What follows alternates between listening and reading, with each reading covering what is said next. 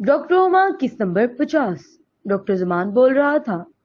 हुमा, इतना कुछ मेरे बारे में जान चुकी हो तो ये भी जान लो कि मैं क्यों करता हूँ नफरत औरतों से।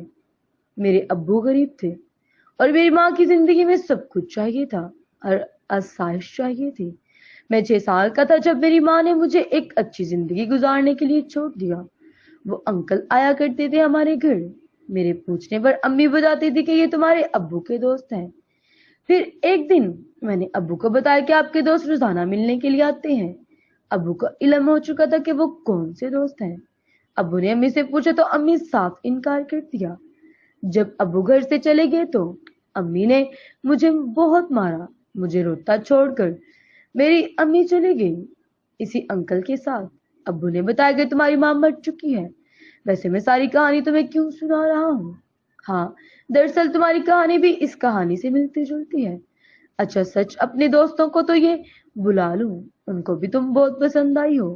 बुला लेता हूँ उनको भी। इतनी खूबसूरत से औरतें कौन सा रोजाना नसीब होती हैं। ये बात जमा ने हुमा के बाल पीछे करते हुए कही थी। हुमा ने जमा को जोरदार थप्पड़ मारा था। वैसा ही थप्पड़ जमा ने जवाब में हुमा के भी मारा था।